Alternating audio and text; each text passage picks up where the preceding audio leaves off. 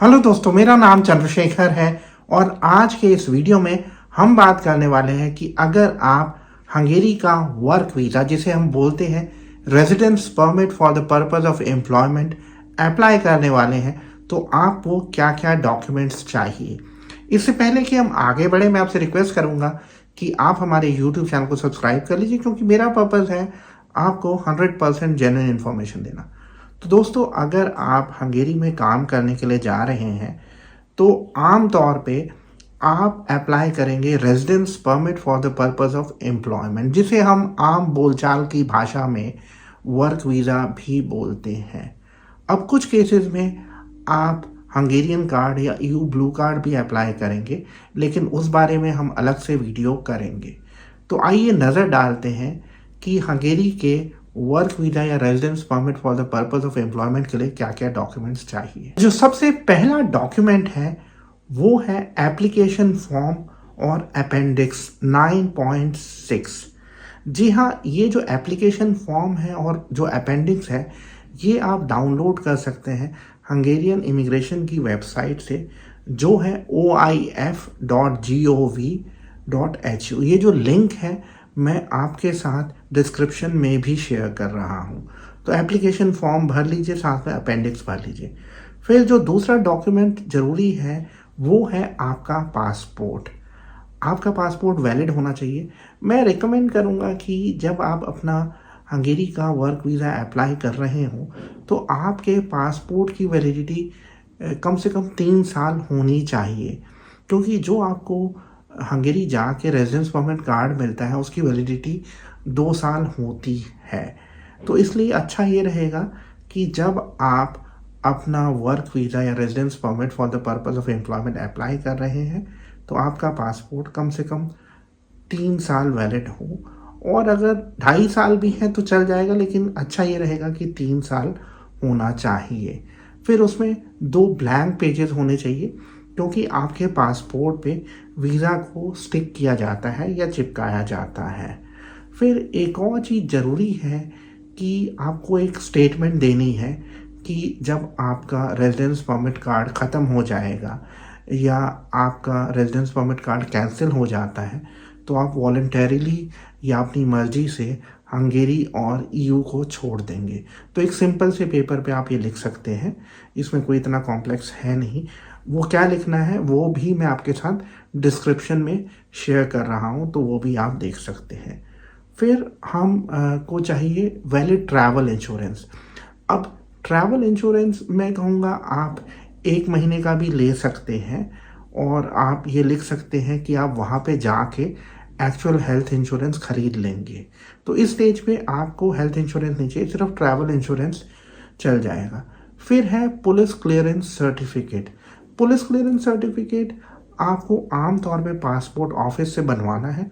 कुछ केसेस में आप अपनी लोकल जो पुलिस अथॉरिटीज़ होती हैं उनसे भी बनवा सकते हैं, लेकिन मेरा ये रिकमेंडेशन रहेगा कि आप दोनों केसेस में आप इस पुलिस क्लियरेंस सर्टिफिकेट को अपोस्टिल करा लीजिए। फिर हम आते हैं बैंक स्टेटमेंट 6 महीने की। देखिए, ये डॉक्यूमेंट बहुत ज़्यादा ज़रूरी है और कई बार लोग इसको नेगलेक्ट करते हैं। तो जब भी आप अपना हंगेरी का प्रोसेस शुरू करते हैं तो बैंक स्टेटमेंट मेंटेन करना शुरू कर दीजिए। वैसे कोई ऑफिशियल फिगर नहीं है, लेकिन मैं ये रिकमेंड करूँगा कि जब आप वीज़ा अप्लाई करें तो आपके अकाउंट में तकरीबन 3,000 यूरो के बराबर होना चाहिए। मैं कहूँगा रुपए में अगर हम बात करें तो 2,70,000 रुपये इंडियन रुपीस होना चाहिए। फिर आपको चाहिए आपका बर्थ सर्टिफिकेट जो इंग्लिश में हो, तो अगर वो किसी लोकल लैंग्वेज में है तो उसे इंग्लिश में ट्रांसलेट करवा के अपोस्टिल करा लीजिए। फिर आपको चाहिए आपका सीवी जो इंग्लिश में हो। सीवी ज़रूरी नहीं है यूरो पास हो, लेकिन यूरो पास होगा तो ज़्यादा बेहतर रहेगा। और सीवी में बेसिकली आपको क्या करना है, जो आपका लेटेस्ट एक्सपीरियंस है उसे सबसे ऊपर रखना है। बहुत सारे लोग क्या करते हैं, जो सबसे पुराना होता है उसको ऊपर रखते हैं। वो फॉर्मेट आपको नहीं अपनाना है। इनफैक्ट सीवी पे भी हम एक अलग से वीडियो करेंगे। फिर हम आ जाते हैं ऐसे डॉक्यूमेंट्स जो आपको हंगेरी से चाहिए। अब ये जो सबसे इम्पॉर्टेंट डॉक्यूमेंट है वो है प्रिलिमिनरी वर्क कॉन्ट्रैक्ट। जिसमें लिखा होता है आपकी सैलरी कितनी है, फिर आपके डिटेल्स होते हैं, आप कहाँ पे काम करेंगे। तो इसको हम प्रिलिमिनरी वर्क कॉन्ट्रैक्ट बोलते हैं। आम तौर पे ये या तो हंगेरियन में होता है या 2 कॉलम्स होते हैं, एक हंगेरियन में होता है, दूसरा इंग्लिश में होता है। फिर एक और डॉक्यूमेंट जो आपको चाहिए वो है आपका प्रूफ ऑफ क्वालिफिकेशन। अगर उस जॉब के लिए कोई पर्टिकुलर क्वालिफिकेशन चाहिए, एजुकेशन क्वालिफिकेशन या डिप्लोमा चाहिए, तो उसकी कॉपी होनी चाहिए। और साथ में कुछ केसेस में उसका हंगेरियन में ट्रांसलेशन भी होना चाहिए, लेकिन ये अगेन मैंडेटरी नहीं है। अगर उस जॉब के लिए कोई एजुकेशन की रिक्वायरमेंट नहीं है तो ये डॉक्यूमेंट इम्पॉर्टेंट नहीं है और इसेंशियल नहीं है। फिर आपको चाहिए तीसरा डॉक्यूमेंट, वो है valid workforce demand letter, जिसे हम ईगाजोलास भी बोलते हैं। वर्क फोर्स डिमांड लेटर जिसे ईगाजोलास बोलते हैं, मैं फिर दोबारा से रिपीट कर रहा हूँ। फिर आपको चाहिए एकोमोडेशन प्रूफ कि आप हंगेरी में कहाँ पे रहेंगे जब आप हंगेरी में काम कर रहे हों। तो ये बेसिकली आपका एम्प्लॉयर आपको प्रोवाइड करता है। ये एक रेंटल कॉन्ट्रैक्ट हो सकता है या आपका एम्प्लॉयर लिख के दे सकता है कि जब आप यहाँ पे आएंगे आपका एड्रेस क्या होगा। ये एक ऐसा डॉक्यूमेंट हो सकता है जिसमें जो प्रॉपर्टी का ओनर है वो अनाउंस कर रहा हो कि आप कर्टसी बेसिस पे उस प्रॉपर्टी में या उस एकोमोडेशन में रह सकते हैं। तो ये बहुत इम्पॉर्टेंट डॉक्यूमेंट है एकोमोडेशन प्रूफ वाला।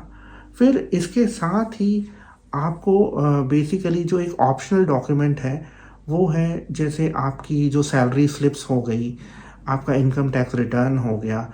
ये ज़रूरी डॉक्यूमेंट नहीं है, लेकिन ये प्रूव करते हैं कि आपकी अपनी कंट्री के साथ यानी इंडिया के साथ स्ट्रॉन्ग टाइज़ हैं। और आप अपने एजुकेशन डॉक्यूमेंट्स भी लगा सकते हैं, उनको अपोस्टल करा लीजिए, मैं ये रिकमेंड करूँगा।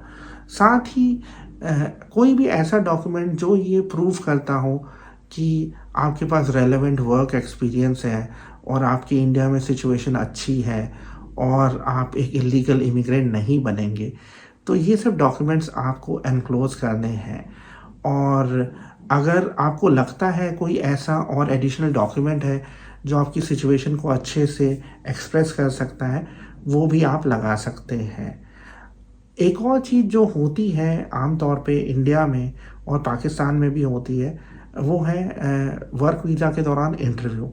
अब मुंबई में वर्क वीज़ा एप्लीकेंट्स का आम तौर पे इंटरव्यू नहीं होता है क्योंकि उनका सबमिशन सिर्फ वीएफएस में हो जाता है, फिर वो ख़त्म। लेकिन दिल्ली में क्या हो रहा है, पहले वीएफएस में सबमिशन होता है, फिर नेक्स्ट वर्किंग डे में एम्बेसी में भी इंटरव्यू होता है। तो आप इंटरव्यू की भी तैयारी कर लीजिए। और जो आपका इंटरव्यू होता है उसमें आपसे कई बार जो आप डॉक्यूमेंट सबमिट कर रहे हैं उनसे रिलेटेड सवाल पूछे जा सकते हैं। तो वर्क वीज़ा के इंटरव्यू के बारे में मैं एक अलग से वीडियो करूँगा। एक और चीज़ जो मैं भूल रहा था वो है फ़ोटोग्राफ्स।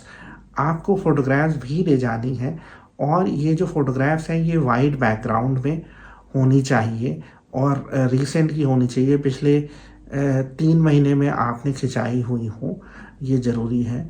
और दूसरी चीज़ ये ज़रूरी है कि आप ना जो अपने डॉक्यूमेंट्स हैं उनकी फ़ोटोकॉपी रखें।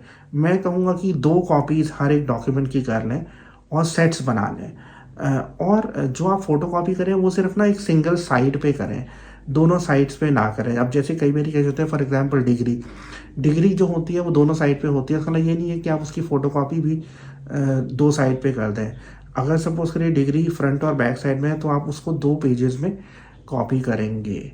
और सेट्स प्रॉपरली बना लीजिए ताकि आप आराम से उसको सबमिट कर सकें। मुझे उम्मीद है कि ये वीडियो आपको पसंद आया होगा। अगर आपके कोई और सवाल है हंगेरी के वर्क वीज़ा के डॉक्यूमेंटेशन के बारे में तो आप हमारे साथ कंसल्टेंसी सेशन भी बुक कर सकते हैं, आप हमारी सर्विसेज भी ले सकते हैं। आज के वीडियो में इतना ही। Thank you very much.